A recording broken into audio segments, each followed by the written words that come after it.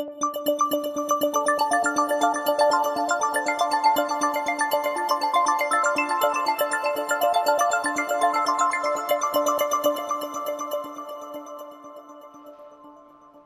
in case anyone here doesn't happen to know, Cliff Shull is the 1994 Laureate in physics.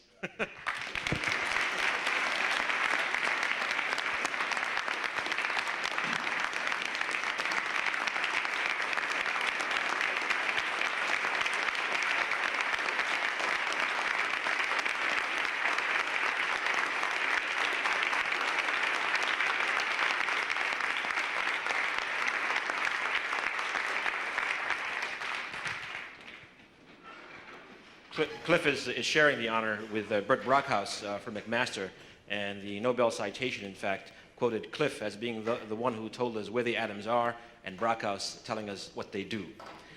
Cliff was born in Pittsburgh in 1915. There is I don't know, perhaps apocryphal story that his great skill and intuition in the laboratory came from his family hardware and home repair business, in which he was quite active, I understand, as a youth. Got his degree at Carnegie Tech in 1937 and went off to NYU for his graduate studies. There he got into the beginnings of what you might call nuclear technology with an MIT connection, as during his thesis time he built a Van de Graaff generator, and of course Van de Graaff was a professor here at that time. He did not, however, work with neutrons at that time, and in fact during the war as well did not get to work with developing neutron technology, as he was too valuable in his work with Texaco, or what is now Texaco, working on high-octane aviation fuel during the war. This time was productive, however, of course, in a different way. In 1941, he married Martha with a very important partnership, 50-plus years and going on. He did get to work with X-ray diffraction techniques, which presumably played a major part in seeding his subsequent activities with neutrons. After the war, Cliff went to Oak Ridge, and using the large graphite reactor, which was developed there, began his study of neutron techniques, working on that for many decades, and of course resulting in the prize which he so richly deserves today. I will not get into the work with neutrons. You'll hear that from Cliff. You'll hear some further remarks from other people. In fact, I'll just end with some sort of departmental personal remarks. First of all, I think that Cliff's colleagues have a deep appreciation to Cliff for his many contributions to the department. His pleasant aspect, his dedication to high standards, and to really doing experiments. And everyone is extremely delighted with this recognition. Indeed, Cliff won the Buckley Prize, a very prestigious prize in condensed matter physics in the mid-50s, and this is really sort of a 40-year overdue recognition by the Nobel Committee. Cliff, with his characteristic modesty, I think was genuinely surprised by the news he received a few days ago. And I would just say that many of us were far less surprised than he was, since we all feel very, very strongly this was a very timely and a very, very well-deserved prize. So we're going to have a few remarks now before Cliff gets his chance to tell you about neutrons and how he helped develop this important field. Chuck Vest, the president, will say a few things. The dean, Bob Bergeneau, who is one of our most active, certainly neutron scatterers today, will add something. And then finally, one of Cliff's students, Dave Monkton, who was flown in from Argonne, will give a brief perspective from the student's view. So Chuck? Thank you very much, Ernie. I think that moments like this are extremely important in the life of a great institution like MIT, and certainly are extremely important in the life of science, period. It's a great honor to be associated with people who stand for such excellence in their scientific work and in their being as humans. There are two things that particularly struck me as I listened and talked to people, I must admit from a distance, because I've been out of town the last 2 days and had to sense all this through the newspapers and the television and running into a couple of people, including a former physics student here from the department in the Washington area. The two things that struck me the most were, first, every single person I have talked to about this award within the first one or two sentences has used the word nice. Professor Shull is known as a nice person, which is another way of saying a warm human being and somebody who is viewed as being very supportive of his students and his colleagues and of the Institute community. The second thing that really struck me was a quote in the newspaper. It may have been from Bob Bergeneau, I'm sorry if I'm attributing it to the wrong person, that said that they had worried that the revolution that Professor Shull and his colleagues brought about in the use of neutron scattering to measure properties of materials and so forth had become so standard, so well known, so much the stuff of textbooks, that they were afraid that the person who originated it might be forgotten. That is a very strong and very important statement, and I think that one of the terrific benefits of the Nobel Prize recognition is that it reminds people, and particularly young people, that there are people behind science, and it is their passion, their enthusiasm, their commitment to excellence and belief in the importance of science that really drives it forward.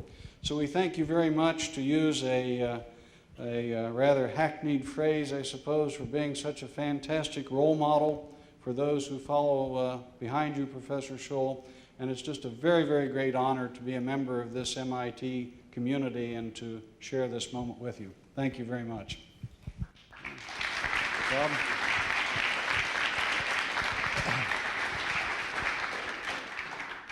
As many of my friends out there know, this prize is a really extraordinary pleasure for me because actually I began my research career as a summer student in Bert Brockhouse's group at Chalk River. And it was because of Bert Brockhouse, who also is a nice, wonderful person. So this is extraordinary that we had two such special human beings recognized with one prize, as Cliff knows. And in fact, my first publication was with Brockhouse's group, and embarrassingly, it's still my most referenced publication. After having got launched by Brockhouse, I then meandered around the world, actually, and then finally ended up here at MIT. And while I was learning about this field from Brockhouse and Brockhouse former cohorts, they had told me how there was this genius who had created the field in the first place by the name of Cliff Shull, who was then at MIT, so it was one of my goals to come to MIT and to meet the great person himself. And I remember first walking down the hallway, first time I saw Cliff, and Cliff was so nice and so self-effacing, I couldn't believe, especially in the MIT environment, that this modest person was this great hero that I'd heard about.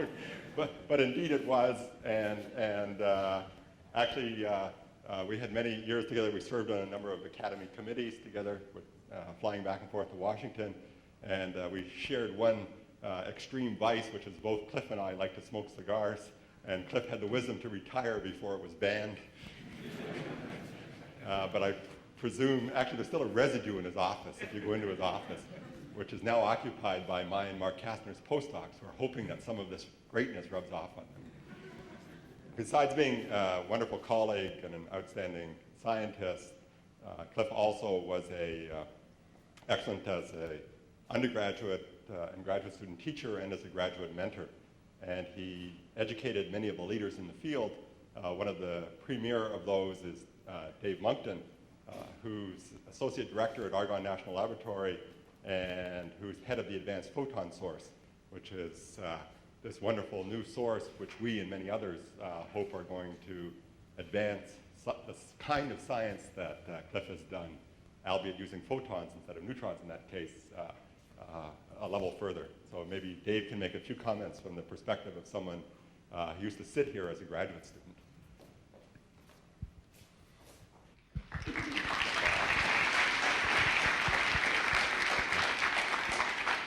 I'm really overwhelmed by the privilege of being able to stand up here, have the opportunity to thank Cliff personally in front of this particular audience for all that he gave to me as a student. I'd like to speak mostly to the students in the audience. I guess the faculty members can listen in if they'd like. The first contact that I had with Cliff was when I was still a senior at Cornell. I had applied to only one school as an undergraduate and realized that that might be risky as a graduate student. So I had applied to a number of places, and I was fortunate to have gotten accepted at all of them. And I was fortunate also to have gotten scholarships at all of them. So I was having a hard time making up my mind until a letter arrived in the mail, and it was a personal letter from Cliff, who had been busy in the graduate school office looking over the applications of graduate students, and personally writing to those people he thought would fit into his laboratory. There was no question in my mind when I read that letter that this was where I wanted to work. I don't think I took my cap and gown off before I got in the car and drove from Cornell to Cambridge and began working in the summer of 1970, I think the 1st of July, essentially. I was so excited about a real laboratory and real experiments that I couldn't think of anything better to do that summer. That's an example of Cliff's fastidiousness, I suppose, that has become legendary, and all of his students will tell you about that, and it's a gift that I think he's given all of his students. The other night, my wife and I were arguing why it was that when I go to sleep at night, I like to have all the three-way switches in my house all in a down position. You don't need to have them all in a down position. Some can be, as long as they're up in pairs, then the lights will all still be off. But it seemed to me that was not fastidious enough. I mean, after all, if someone came in the middle of the night and turned on a light and turned it off, I mean, you'd know if you remembered where you'd left them. So throughout my career as an experimentalist, I always tried to emulate. I never successfully emulated that level of fastidiousnness that Cliff brought to bear on experimental science. But I never regretted any time I did something. I lined a goniometer up to be a zero of angle when it was perfectly vertical or perfectly horizontal. It didn't have to be defined as zero there, but that just gave you some clue as to whether it had been moved inadvertently or the motors had slipped or what have you, because you could line it up with various other vertical clues in the horizon. And those are the kinds of things that Cliff just did routinely. During my, I think early in my second year, Cliff thought it would be a good exercise for a student to write a Nobel Prize recommendation. So he's told me that he would like to see Brian Josephson get the Nobel Prize, and would I go off to the library and take a crack at writing the case for Brian Josephson, which I was very enthusiastic about, and I did that, and I gave it to Cliff, and he puckered his lips as he usually did and held his pipe out and said thank you. Of course, that was the last I saw of it until Brian Josephson, a few months later, got the Nobel Prize. And I thought that was easy.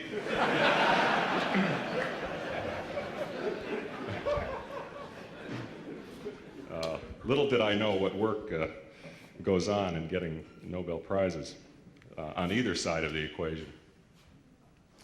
The one other gift, and the most important gift that I think Cliff gave me as a teacher was, I guess, what I call the gift of self-confidence. As an experimental physicist, it's very important. There are lots of bleak moments. There are long periods between good results, and even longer periods between excellent results, and longer between publishable results, and longer even between results that people want to read about when you publish them. And in that, in those long waits, you have to be confident that you have something to bring to bear on the field, something to offer, and you need to have a lot of confidence in yourself.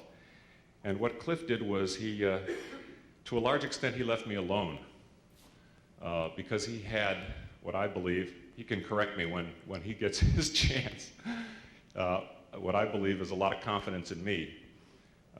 I didn't work on a problem that Cliff gave me as a thesis advisor, and that was very unusual. And I didn't even work in his own lab finally on my own thesis. I went to Brookhaven and worked at their reactor. And throughout the entire period of my graduate school, he was, especially in the later years, almost a secondary figure in my day-to-day life.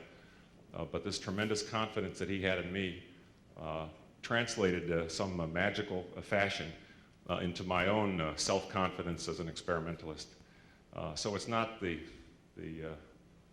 I don't know, the book learning, in a sense, that I took away from my graduate education with Cliff. I took it away from MIT because goodness knows we had many, many courses, but what Cliff gave me, and I think all of his students, was that self-confidence that he himself, and you probably won't get him to admit it, but he has it in great quantities, quantities enough that he is able to share it with so many of us. So thank you, Cliff.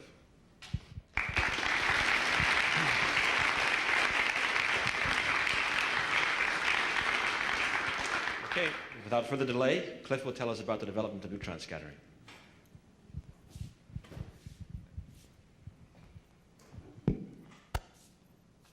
Thank you, gentlemen.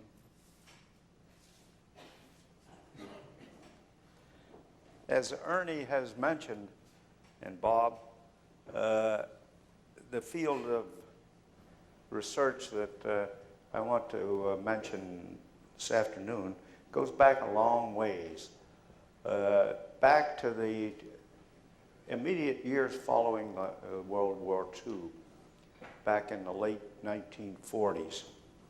And the research deals with the development of techniques that can utilize slow neutron radiation.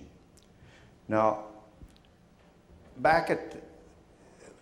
neutrons were first discovered in 1932 by Chadwick in England. And Chadwick found that if you take an alpha particle source, and essentially the only alpha particle sources known at that time were from naturally occurring radium sources. If you surround a radium sample with some material, most usually beryllium, you find that emanating from the beryllium is an intense radiation, alpha, and that was later investigated by Rutherford and other people, classic people, and labeled alpha particles. Now,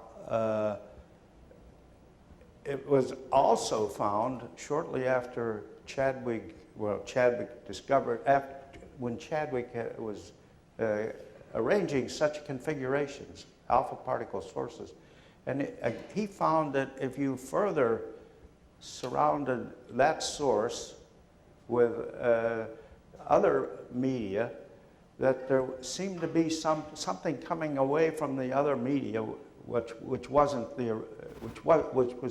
certainly different than the alpha particles that were originally released from the inner piece of radium. And on investigating this, he found that it was a very penetrating radiation, and that was the surprising thing to him. It's radiation that could pass through copious thicknesses of material, and there was no known radiation at the time that would do that. So with further studies of the production of this anomalous radiation with different materials surrounding the alpha particle source, he came to think of this as being some neutral particle type of radiation. The reason being that a neutral particle would be expected to have much greater penetration through media than any sort of charged particle radiation. It was ruled out that it was an electromagnetic type of radiation from certain observations. So if it had no charge, if it were radiation without charge, you could think of it as being somehow neutral in electrical charge, and he gave it the name neutron, the neutron radiation. Well, this was very exciting to nuclear physics, what there was of nuclear physics at the time. Nuclear physics was very rudimentary then. And further studies, mostly by Fermi in Italy, showed that this radiation could be effectively thermalized by, again, passing it through and letting it bounce around in some other medium. And if you observe what comes out of this third piece of medium, he obtained what he classified as thermal neutron radiation. How could he determine that it had this sort of characteristic? By being thermalized, it implied that the energy was down to thermal energy levels that characterize atom emission of radiation, thermal energy radiation. Well, one thing, it was known that capture cross-sections, absorption cross-sections of materials would be expected to follow a certain energy dependence. The lower the energy, the greater the absorption. And that indeed was what he found, that if he put more and more media there, did more and more acting upon this neutron radiation, it lowered the energy of the radiation so that you could observe a larger absorption cross-section in something else. So this process could continue until he obtained what he thought was real thermal energy neutron radiation, where the neutrons had been degraded in kinetic energy down to a thermal energy level of some fraction of 1 electron volt. Some fraction of 1 electron volt. So this thermalization concept was a very important one. It was shortly recognized that if you had radiation of such a low energy, that this radiation would also exhibit a very anomalous wave character. And this goes back to the heart of quantum mechanics. A particle moving along is to be considered also as a moving wave. And there's a periodicity associated with this wave. This was first was suggested in earlier years, most notably by de Broglie, who suggested that there was a wavelength associated with moving electron radiation. Moving electrons should also exhibit a wave character. And it wasn't long before people did experiments that demonstrated, sure indeed, a moving electron does exhibit a periodicity and a wavelength, and that was demonstrated by diffracting low energy electron beams from crystals, just as people with X-rays had demonstrated many years earlier. So there was this periodicity associated with moving electron particles. Now we have neutron particles that are moving slowly, and they should have a characteristic periodicity also. The question comes, do these neutrons also show diffractive effects, the same as had been observed with electrons some years earlier? So there were two experimental groups that set out to look for this periodicity, this de Broglie wave character for this neutron radiation. Von Halban and Pricework in France, and Mitchell and Powers at Columbia University in the United States, both pursuing experimentation in 1936. And they both found, indeed, that this periodicity was there, that there were diffractive effects, from crystalline material when this neutron radiation, thermal neutron radiation, was applied to these diffracting objects. So now we have a wavelength, we have a kinetic energy, we have an energy, a kinetic energy to be associated with these particles. Well, the experiments of demonstrating this diffractive effect were so complicated, and the intensities that were involved were so small that one could hardly think of exploiting it as a diffractive tool. X-ray diffraction was in a well-defined, well-developed state by that time, and many people were diffracting X-rays and learning lots of things about crystals and materials in general. One could think that maybe neutrons could also serve that purpose, but the intensities were frighteningly low, and nobody worried about doing anything seriously in that direction. That all changed a couple years later in 1939, when nuclear fission was uncovered by Hahn and Meitner in Germany. 1939. Now, the exciting thing about nuclear fission is this. You bring neutrons onto certain fissile nuclei, most notably uranium, normal uranium, and you find that the neutron absorbs the neutron and breaks up into fragments, and more than 2 neutrons come off from that. 1 neutron in, more than 2 coming off. Now this conclusion didn't come automatically. It came over with a series of different types of experiments.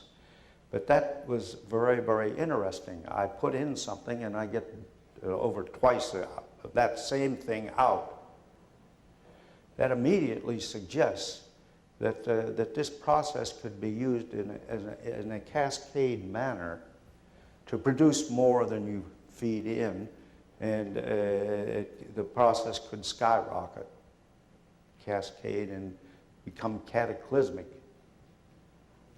with more coming out than you're putting in. Well, it wasn't long after that we got into the became engaged in war years. And it was proposed, thought very seriously by people, that maybe this could be developed into some sort of weapon, an atomic weapon.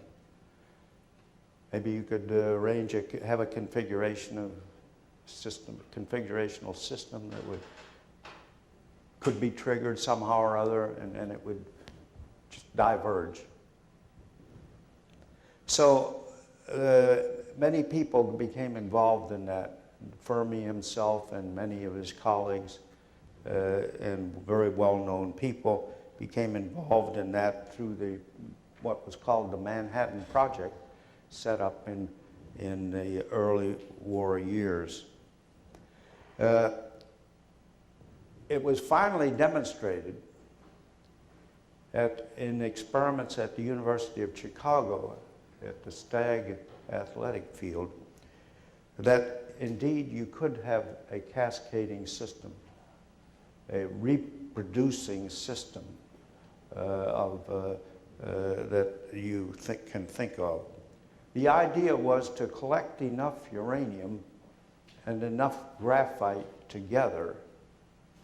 The graphite was to serve as a moderating medium for the neutrons, the extra neutrons that came from the uranium fissioning, and the graphite would cascade the energy down until those neutrons would then cause further fission events in other uranium, giving again 2 for every 1, or more than 2 for every 1, and that process would continue and build up.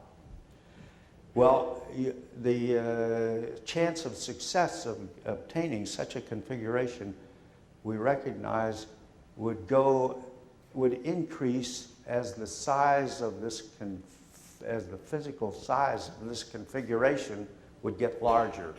because volume effects go up as the cube of the size, whereas surface area, which determine leakage from the system, go up only as the square of the area.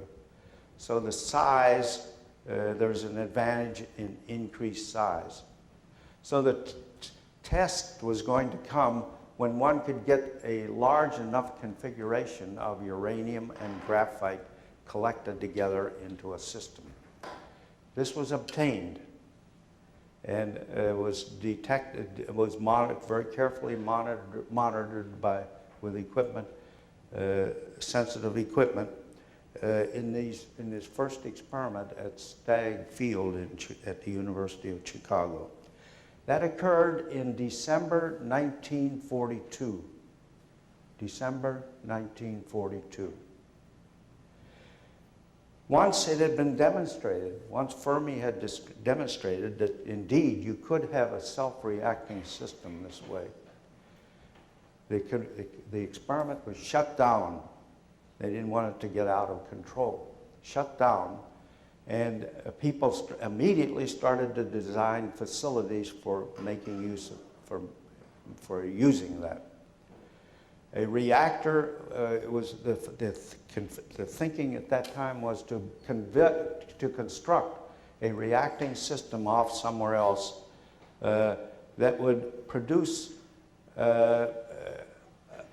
some isotopes which were badly needed during the wartime years, most notably isotopes of plutonium, which were considered to be useful in atomic weapons production.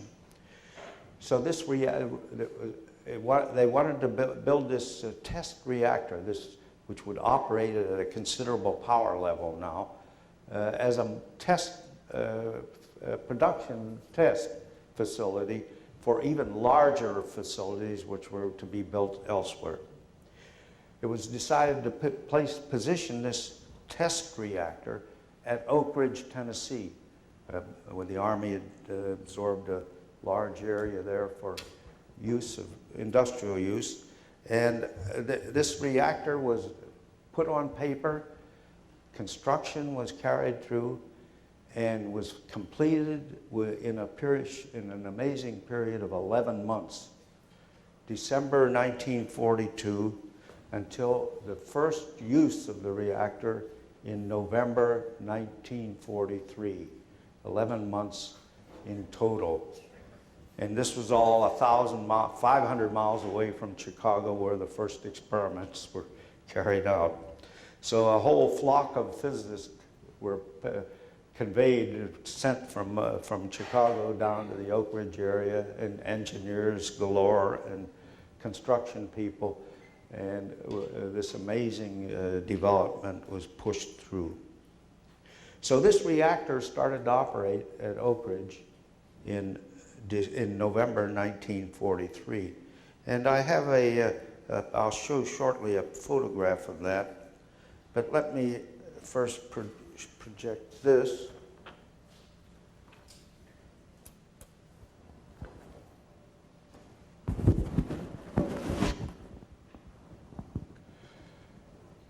This is a chronological listing of the starting periods of the very early piles. They were called piles back then. A reactor is a term that came into vogue later on. Piles. This Oak Ridge graphite pile, which I was just describing, its startup date was in 1943. A year at the same time as the construction of this reactor was going on, design and construction. Another one was under construction back in Chicago in what was then called the Argonne Laboratory. And it differed from the Oak Ridge graphite pile, this should have actually been written Clinton graphite pile. Clinton is a town in Tennessee which is the nearest town to the Oak Ridge facility. So at that time this was all Clinton, and Oak Ridge came in later. The Argonne reactor was to differ from the graphite pile in the Oak Ridge area by having a heavy water instead of graphite as a moderating medium. The heavy water was to slow down the neutrons and cause, again, fissioning in uranium, the same as in this first pile, but which had graphite as a moderating medium. At later times, in 47, the Chalk River reactor came into operation. And this is the one where Dr. Brockhaus did all of his research work up at this Canadian government facility.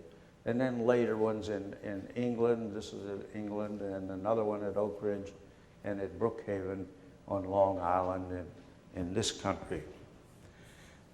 My next projection shows a photograph of this graphite reactor at Oak Ridge.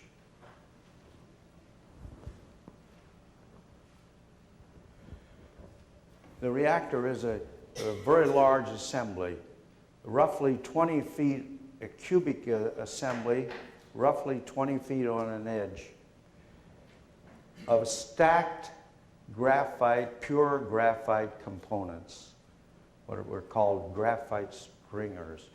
So these graphite stringers were square configurational chunks of pure graphite, and that was a problem to prepare a graphite of sufficient purity, about 4 or 5 inches on a side and 3 or 4 feet in length, rectangular assemblies, just stacked together. On the corners of these graphite sections, graphite pieces, there was a diagonal cut, and so when these elements became stacked together, there would be channels running down along the length. In these channels, one was to place the uranium fissioning fuel. The uranium was pure metal uranium, many problems associated with preparing the pure uranium. And the uranium had to be encased because uranium will oxidize. And if it gets hot, which it would in this operation, then it would oxidize very rapidly and become uranium oxide and become a powder and essentially collapse. So it had to be each of these uranium pieces, which were roughly 1 inch in diameter and 5 inches long, 1 inch in diameter, 5 inches long, had to be encased in an aluminum shielding can and sealed up to prevent air from getting to the uranium and oxidizing the uranium. So we think of this configuration of all this graphite, tons of it, stacked up, not bolted together, not clamped together, because the graphite would become hot and expand, and any banding or clamping might be broken. And so all of this graphite with these uranium rods running through the assembly. Much uranium, I don't have the figure for the mass of the uranium or the graphite involved, but you see the scale of it. Now, all of that assembly had to be surrounded by a shield to prevent radiation from escaping out to where people might be operating the assembly or doing something outside. So it had to be encased in a concrete, essentially a concrete house the whole way around. The concrete being about 5 feet in thickness, 5 feet in thickness. So we see sections of that around here. We're looking at what's called the loading face of this assembly.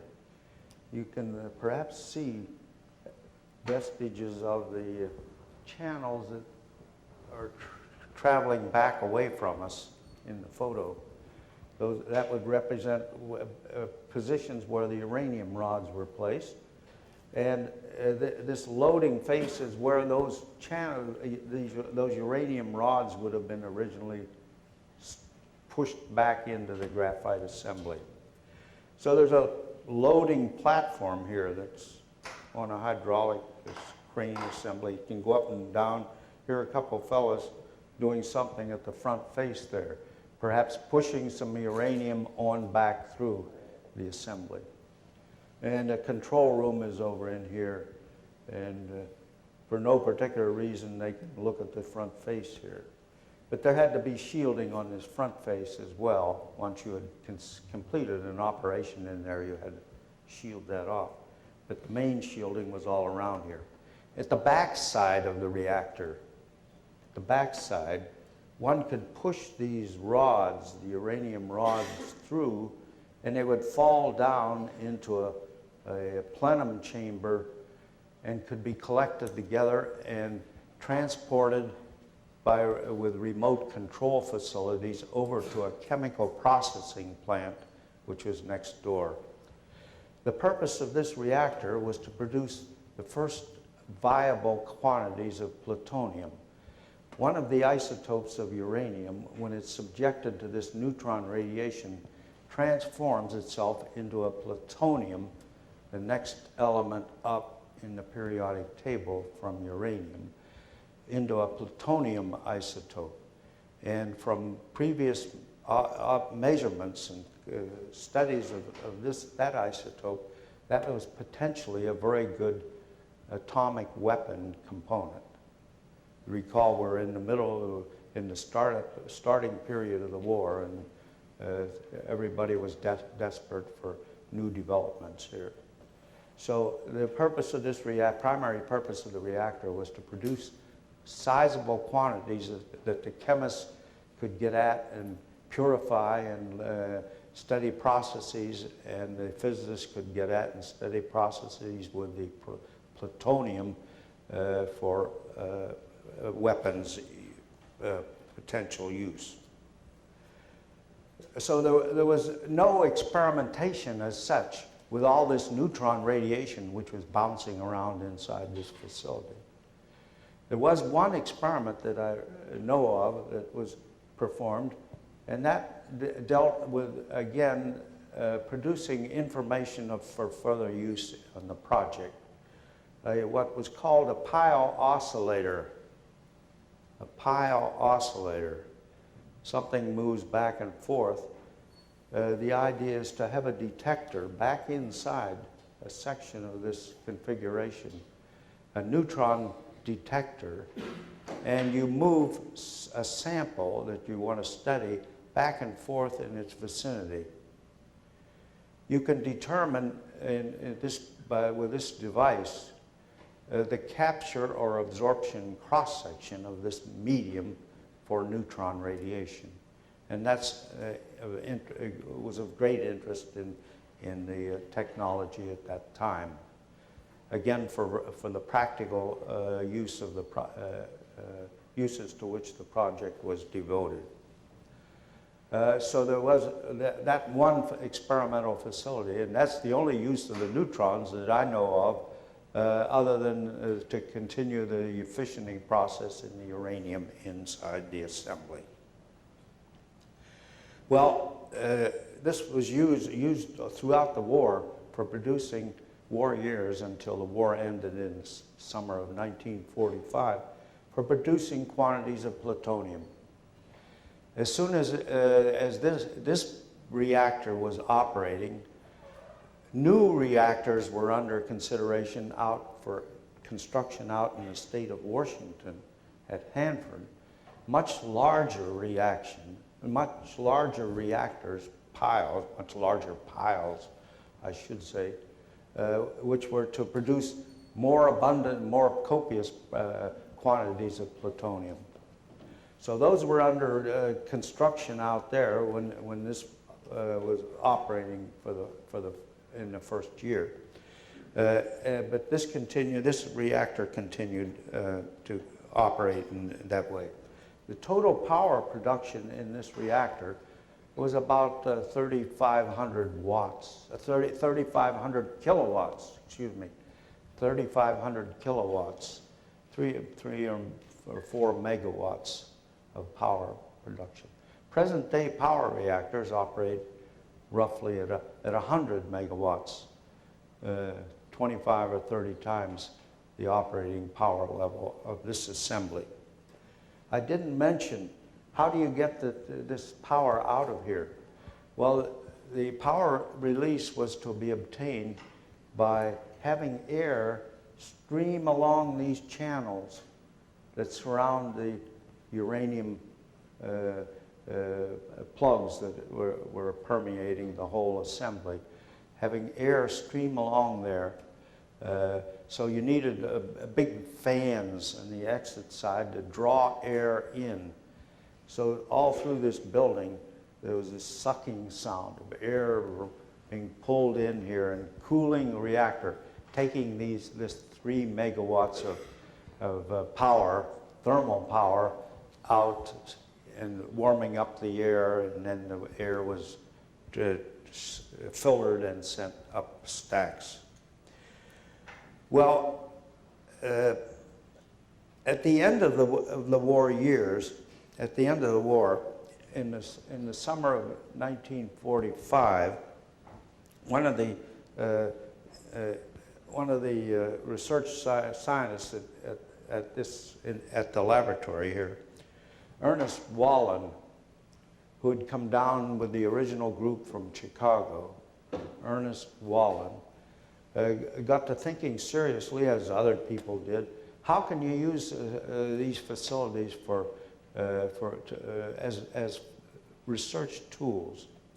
And Ernie Wallen decided to see if he couldn't make use of some of these copious neutrons that were rattling around in here, trying to bring some out through a collimated tube, and trying to exploit this diffractive property of the neutron radiation.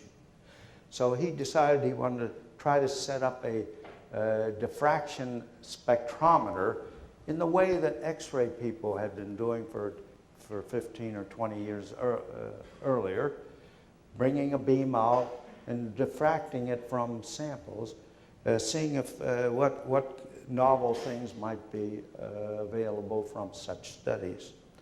So Ernie arranged to have sent down from the University of Chicago an old X-ray spectrometer unit that he had used back up there. He did his thesis work in an earlier time with Compton, studying X-ray scattering by gas samples.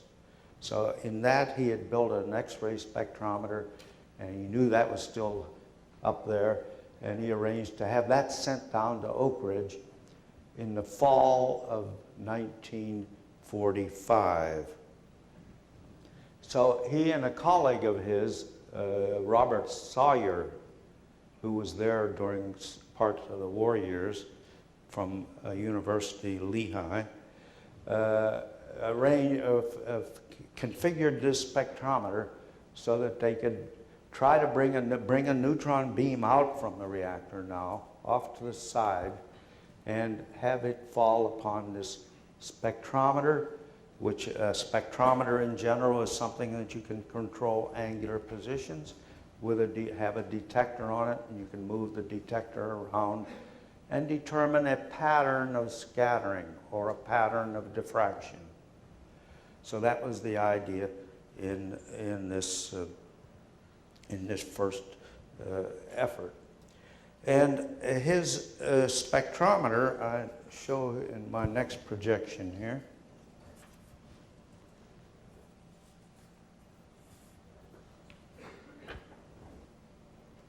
This was the original spectrometer. The reactor is behind here, off to the back side, and there has now been an open channel through this graphite assembly that lets neutrons stream out, those that happen to be coming in the right direction, and stream out through the face, through the shield and the face of the reactor. They have to be contained, so there's another outside shield built up around here.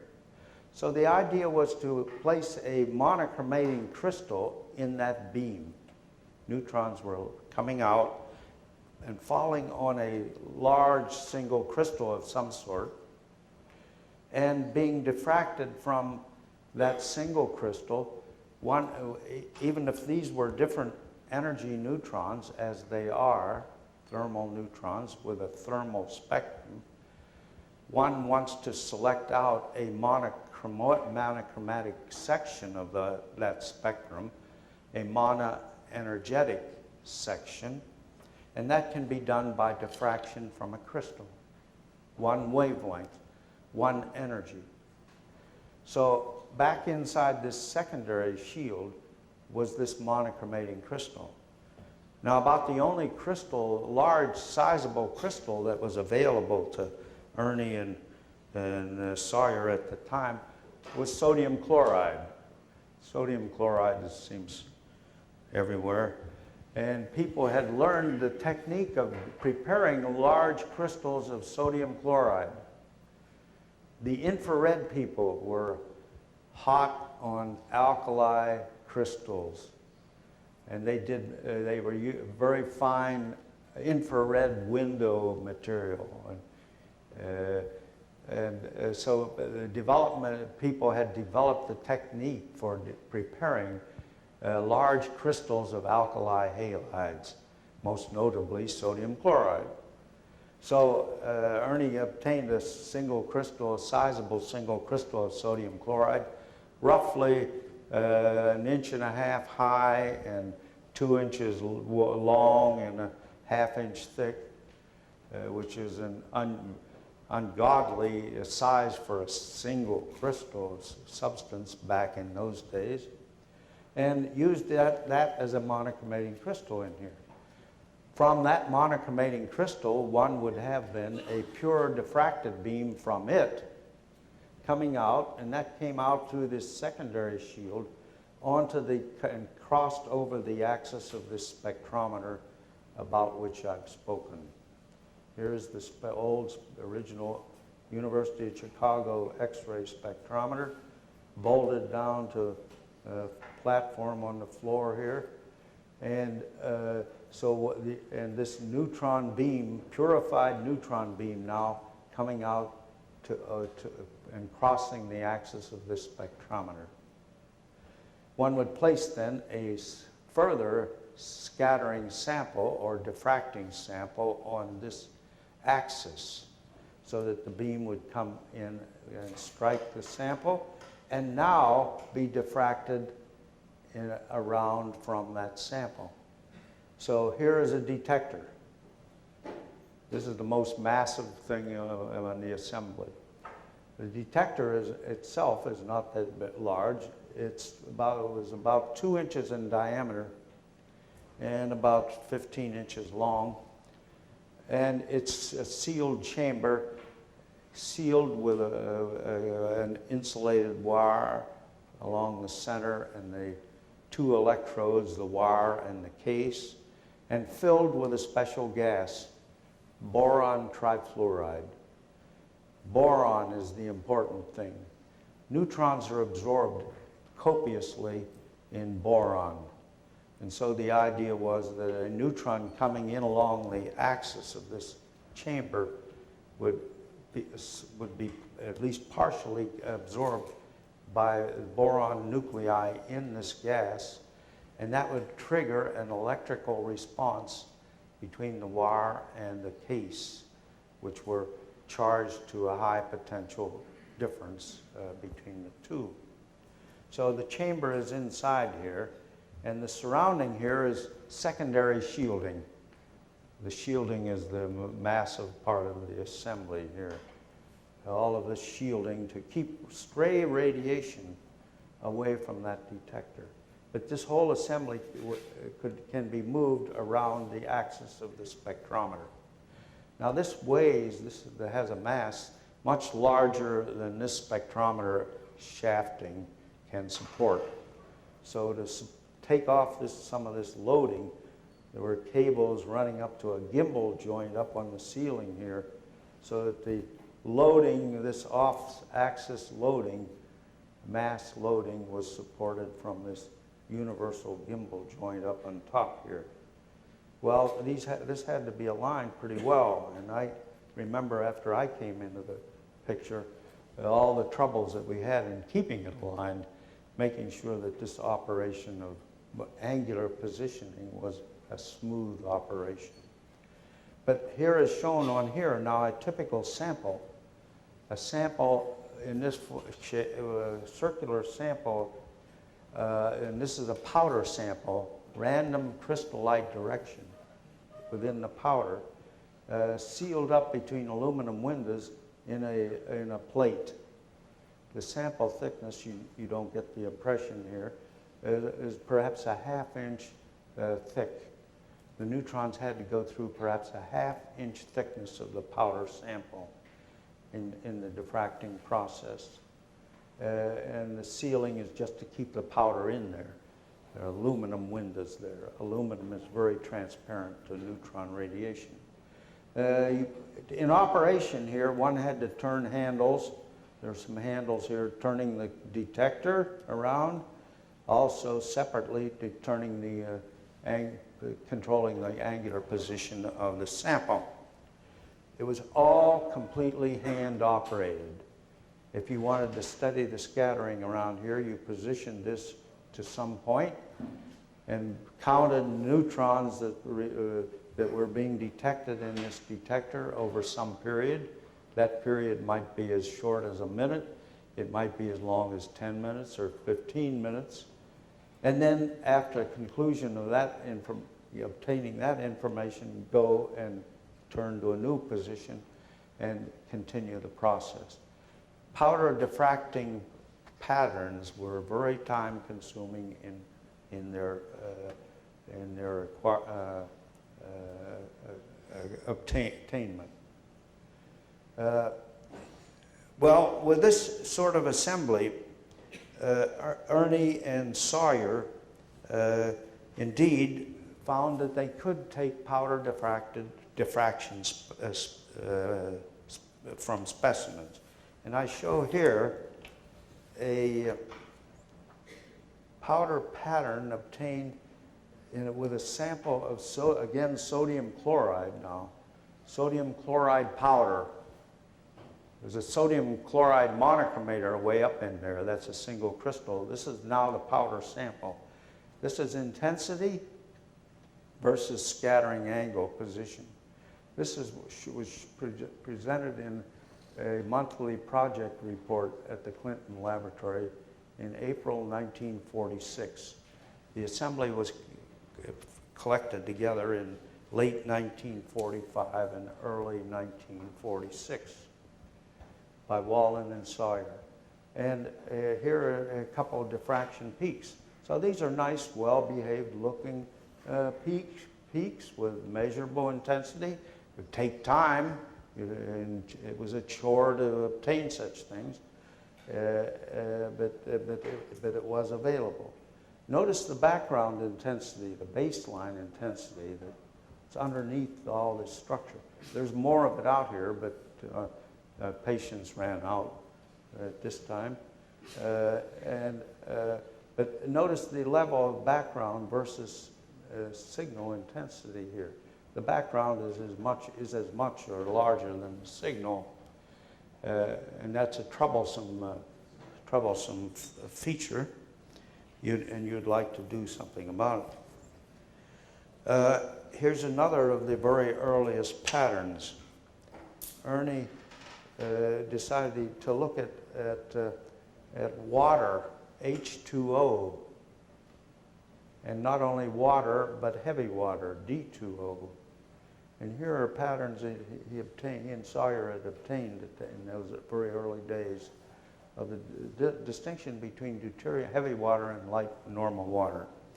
The interest here was to see if one could possibly determine a steady hydrogenous materials, hydrogen-containing materials, because, and this is very important, such information establishing the location of hydrogen atoms in material structures, was completely not available with X radiation.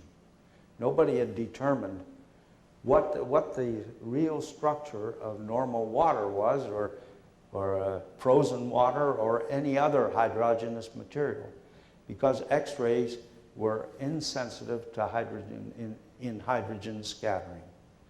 That wasn't expected, or not expected, but it was hoped that maybe with neutron radiation there would be a difference enough between deuterium and hydrogen to show a distinction. Well, these first patterns, which were not, there was no attempt at analyzing these, but they did show differences here of this type that you see. This peaking in these are liquid patterns, so you don't expect sharp diffraction lines. But this peak is considerably more prominent than for deuterium, the deuterated, the heavy water, than for the normal light water. So this suggests that, again, that indeed hydrogen and deuterium are scattering differently, and that one is sensing that in these diffraction patterns. Well, there was no analysis of this at the time, but it was that was the purpose of the experiments. Again, this was reported in this same project progress report that I had shown earlier in April 1946. I came to the laboratory in June of 1946, a month or two after this period, joined the group. And Sawyer decided he was going to return to the university. So he went back to Lehigh. And from then on, I worked very closely with Ernie Wallen in all of the developments. Well, with knowing that you could successfully take powder diffraction patterns, then we decided to look at many materials, trying to make some sense out of what was controlling these intensities. What were the scattering properties of the different atoms for this neutron radiation? There was something known about that. There had been a compilation of what is called total scattering cross-sections for a series of different species, atomic nuclear species. But that's not the whole story.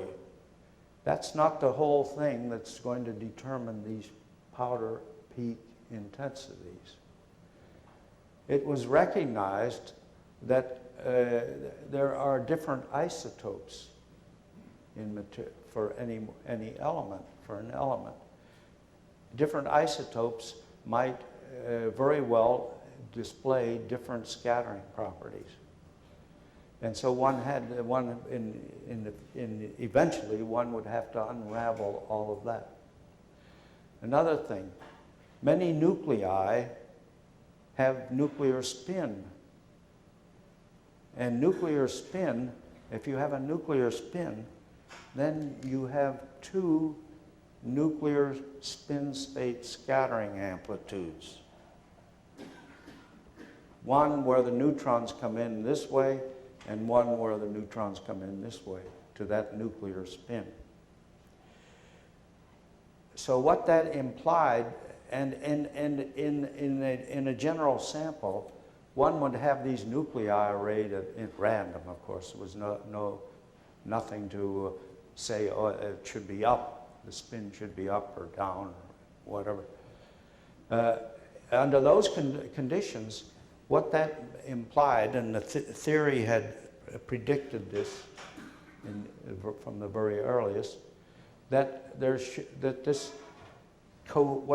what we now call the coherent scattering cross-section should indeed, or may indeed differ from the total scattering cross-section. We had information on total scattering, but nothing at all on coherent scattering. And the coherent scattering arises because, and this difference comes in because of this spin state the possible difference in these two spin state scattering cross sections or scattering amplitudes. So in the long run, all of that had to be unraveled. And nothing was known about this distinction between what you were going to see in a diffraction pattern and what would be predicted from these total scattering cross sections. You had to look specifically at this quantity called the coherent scattering cross section. And that might be anything from a very low value up to the total scattering cross section. So that was the purpose of looking at many of these early samples to see if we could unravel and understand these intensities and how they were affected by cross sections and what the basic cross sections were. Well, this was all very choresome with this hand operation, and we were all very anxious to try to improve things so that we didn't have to sit there through the night and collect data by hand and write things down. And that we were very fortunate in 1947 when a couple chaps came down to Oak Ridge as part of what was called the Oak Ridge Training School. After the war, the administration management decided to set up a training school where they would encourage people to come in there from universities or industrial laboratories and become familiar with all the techniques, the new techniques which had been developed during the war years and which were very secret. So these people were to come in and talk with people, work in the laboratories in many cases, but mostly to attend lectures that were to be given by experts who were brought in for that purpose. So this Oak Ridge Training School, which had perhaps 150 students at sometimes, these were senior people from universities or from industrial laboratories that were sent to Oak Ridge for this purpose. And the name Frederick Seitz may be familiar with you. Seitz was, who was a very respected solid-state physicist, was brought there as director of this Oak Ridge Training School. Well, two of the students that came in, one from the RCA laboratories in New Jersey, and the other from Goodrich Tire Rubber Company over in Akron. George Morton from RCA and Bill Davidson from Goodrich were two of the students, and they became interested in these neutron diffraction patterns. In particular, Morton was a very skilled instrumentation man. He had worked with names Warrican, who was a prime developer of electron microscopes in former years, and RCA was in the business of selling electron microscopes, the first of the type. So Morton was a very skilled experimentalist and instrumentation man, and he took on the task, between the two of them, they took on the task of automatizing this slow operating spectrometer. And they made many improvements. We made many improvements there this first year in 1947. This is the same spectrometer, and now about a year later than the earlier photo. Here's the basic spectrometer, nothing changed there. But now here's a nice automatic automatic operating system here that drives a worm gear with a clock motor and some cam wheels with some micro switches, so that on demand this would now change its angular position. And at the same time there was a cadmium shutter assembly that would could flop in or out of the beam that was falling on the sample. And the electronic system was improved over here on the control cabinet. And the detector, there was just general improvement things done to all of the components. Now we had a recorder to print out data. We didn't have to be there to see meters. Print out data, recorder. This was what was called a traffic counter. You've perhaps seen these gimmicks along the highway where they have a tube running across and gives a signal, and this thing prints a new number over here on the side of the road. That was the only type of recorder that was available, a digital recorder that we could find at the time. All the electronic system, electronics in the system, amplifiers, high voltage power supplies, those were all had to be made homemade. There was no commercial instrumentation of that type available in this period. So there were improvements in these amplifiers. Vacuum tubes had gotten better. This was long before the day of solid state electronics. Tubes had become better and less noisy and that.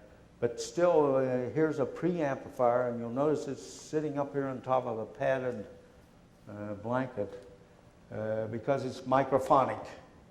This preamplifier is microphonic. You have to separate it from components, and you don't want to bump it, or else you'll get a false signal through your circuit.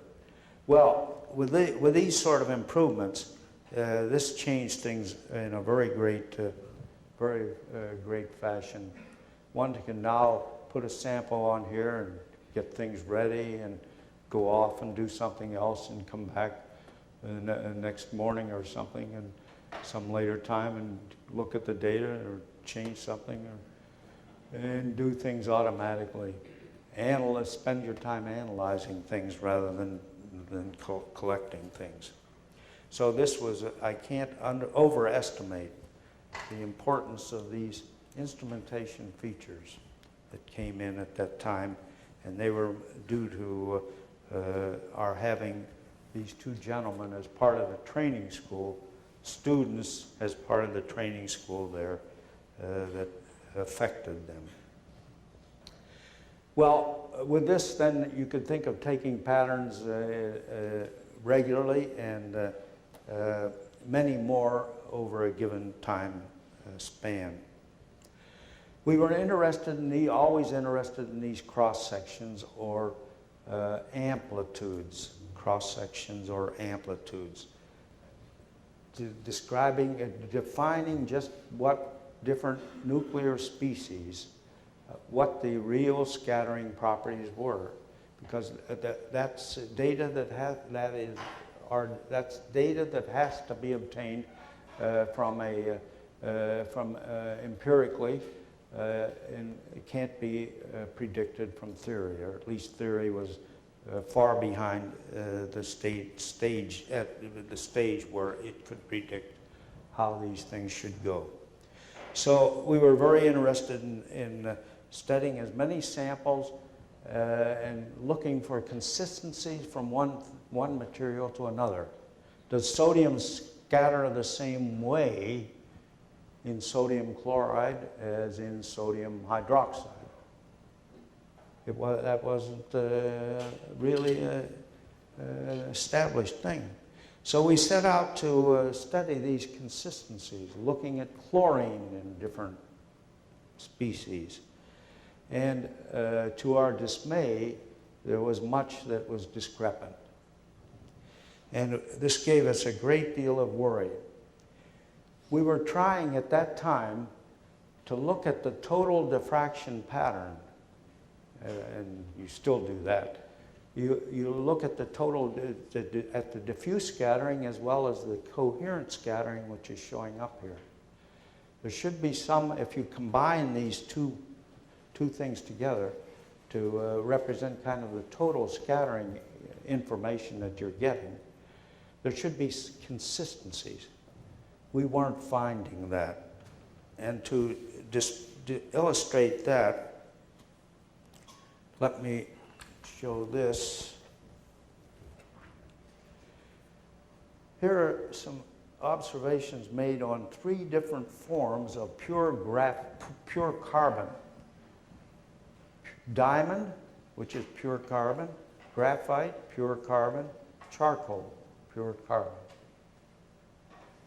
Now, what you'd first think that is that if I put a diamond sample on here, graphite and charcoal, I ought to get the same total scattering if I look at everything that I can see in the scattering in the scattering pattern.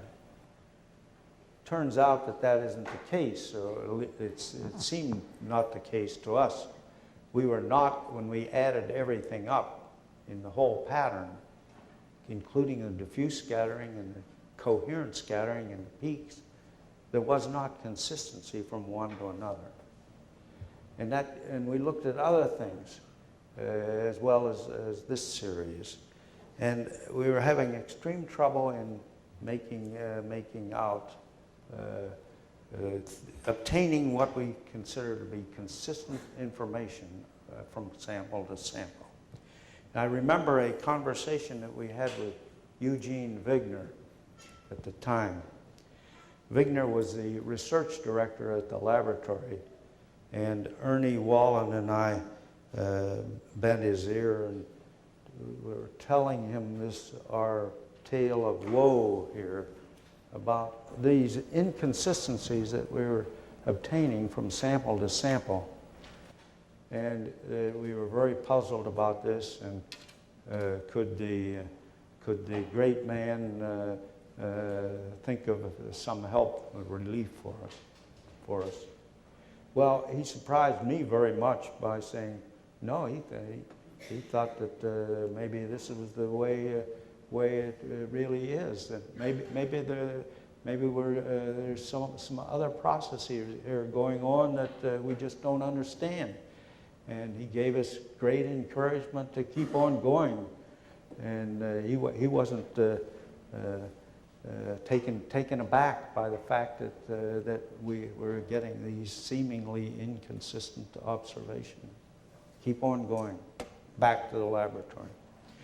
Well, it wasn't too long after that actually we found the solution. And the solution turned out to be this. And we were both embarrassed by it, by knowing it. Multiple scattering in samples. Multiple scattering in samples. Both Ernie and I had previous X-ray pattern experience where you scatter X-rays from samples to obtain these patterns. And we never encountered a problem of this type. But here, things are very different.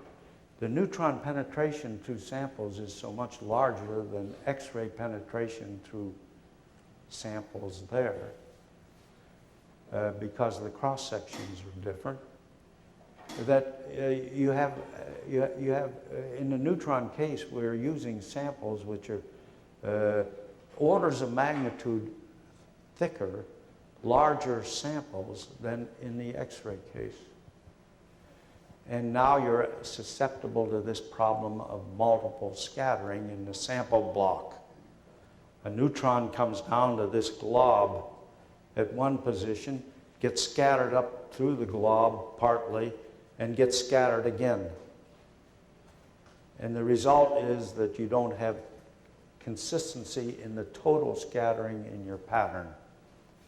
So once we recognized that feature and that fact, and we were kicking ourselves that it took us so long to recognize it, then it all became clear to us. We had to place controls on our sample physical, geometrical conditions, and which we of course did, and then things got clarified. Now we were able to get satisfactory consistency from one sample to another sample with the recognition of this troublesome multiple scattering problem. Well, we had this great interest in knowing whether you could determine hydrogen atoms in crystals. There was this earlier observation that I showed on water, but that was too complicated to interpret. So we searched for crystals that contained hydrogen, and which might have a nice ordered crystal structure. But it wasn't known whether the hydrogens were indeed ordered in these materials. Well, one of the simplest of the hydrogen-containing crystals is this, sodium hydride. Sodium hydride, 1-to-1.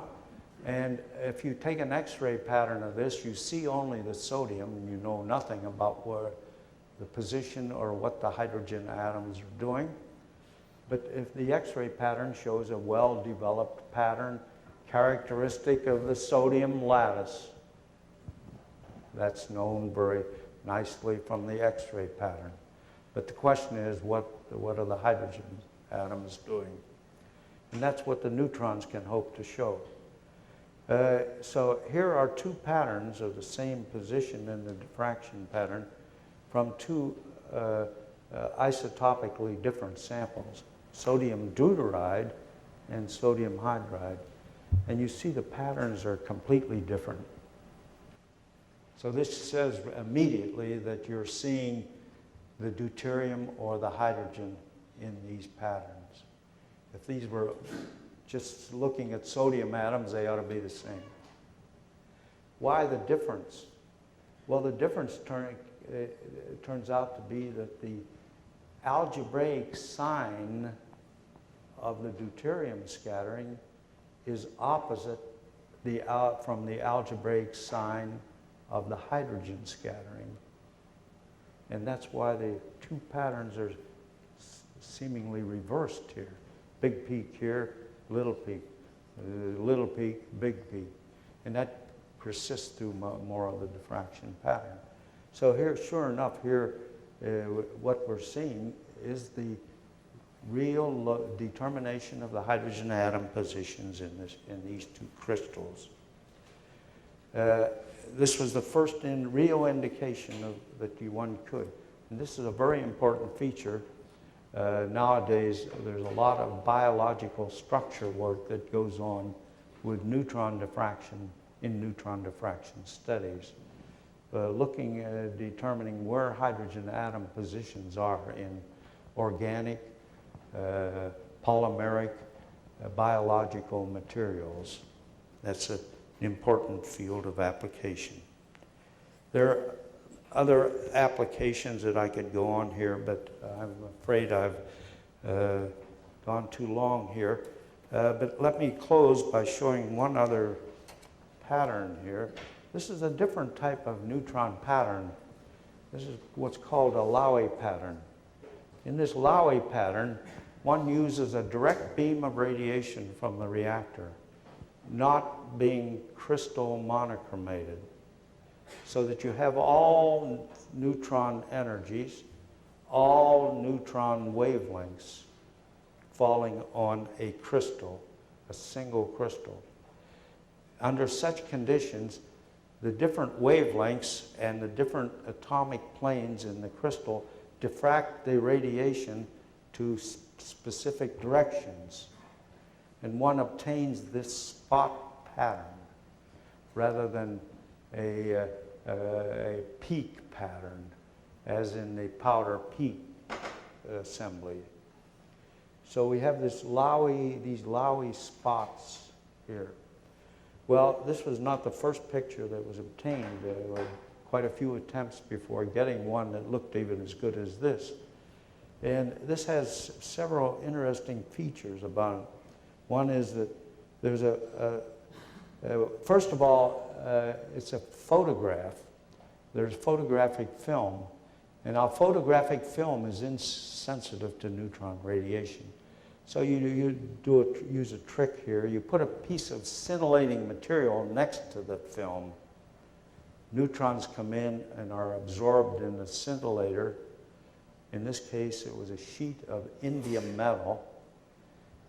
The indium then releases, after capturing neutrons, releases a charged particle, and that charged particle reacts nicely with the photographic emulsion. So the sensitivity comes from this combination of scintillator and photographic film. So there was an indium sheet here covering the film, and there was a section of that cut out in the whole circular region to let the direct beam away, so it wouldn't scintillate and overcloud the whole film. And we've obviously gotten it off center. The whole assembly is off center in the exposure. But there are two other features in here.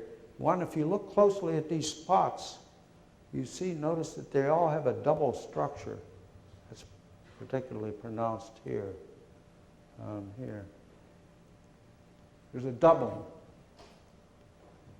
And that puzzled us very much. Why should there be this doubling of neutron spots? Is that perhaps connected with the fact that there are two spin states in the nuclear scattering from this crystal? Well, we were anxious to explore that and see if we could explain the origin of this doubling. And as it turned out, after this exposure was made, and this exposure took 20 hours, a long time exposure, 20-hour exposure. Just after this exposure was completed, the reactor had to shut down for a breakage of one of these fuel element cans. One of the cans containing the uranium had developed a pinhole, and the uranium inside had oxidized, and it had essentially exploded inside the reactor.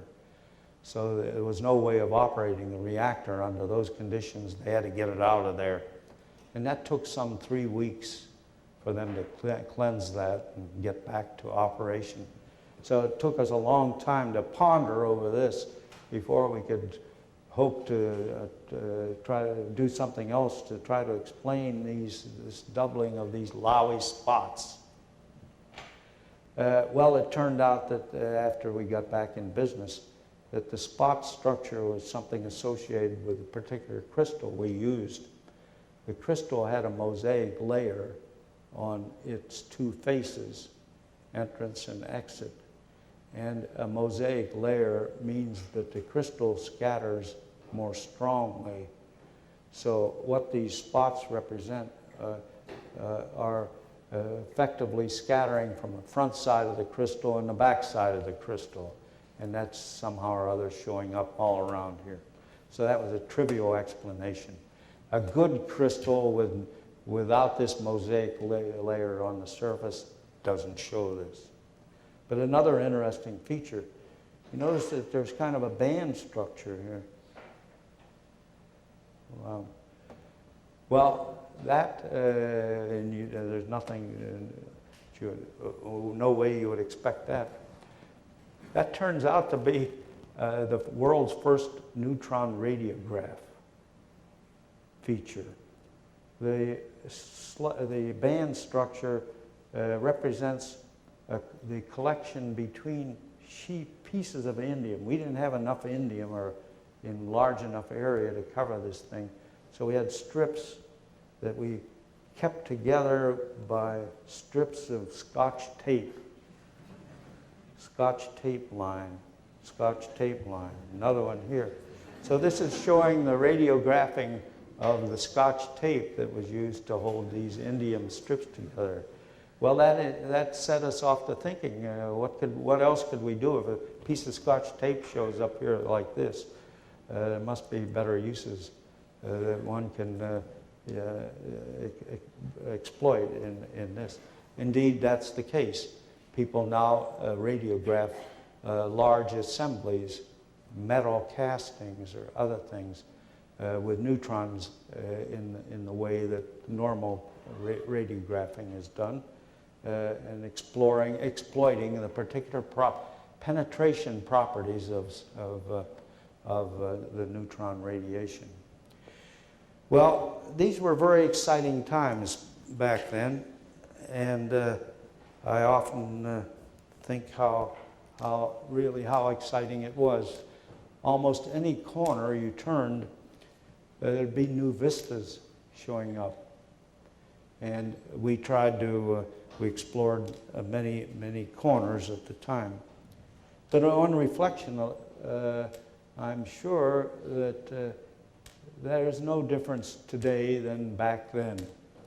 Almost anything that one can look at, there is new information and new things to uncover. So I think the challenges in present-day physics, present-day science, loom just as important, as prominently as they did back at this time. So I say that to our younger friends who are with us here. Thank you very much. Thank you. Neutron scattering. Cliff's story is so rich, he actually only began to scratch the surface of all of his many contributions. Magnetism, polarized neutron technology, basic neutron properties, I guess remain for the next installment of the talk. Cliff has agreed to answer some questions. We have time perhaps for a few at least. Some questions or comments? Bob? Cliff, when and how did you first get the idea that you could look at antiferromagnets with this technique? That came a year or two after these things that I've chatted about. We were set off on this route by our desire to look for what was called paramagnetic scattering. Paramagnetic scattering was something that theorists had predicted would occur from a material, a paramagnetic material. And at that time, a paramagnetic material, as it is today, represented a collection of magnetic centers where there was randomness in the direction or the orientation of these magnetic centers. Paramagnetic material. In contrast to a ferromagnetic material where they were considered to be all lined up. Now in paramagnetics, with a paramagnetic sample, if one scatters neutrons from it, there you expect to find a diffuse scattering in the pattern associated with this random collection of magnetic centers. This was shown in a very powerful theoretical paper by Halpern and Johnson back in years earlier than this period I was talking about. So this was a prediction, and one that was capable of observation with the technology that was available here. So we were interested in looking for this paramagnetic scattering in paramagnetic media. And the first thing that we looked at was in a material, a typical paramagnetic substance, hematite, Fe2O3, hematite. There are strong magnetic ions, iron ions, in this substance, and it was known that you could measure a paramagnetic susceptibility and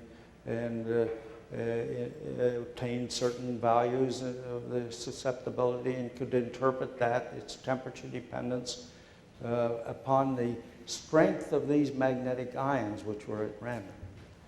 So we looked at that first, and that was present. We could see that.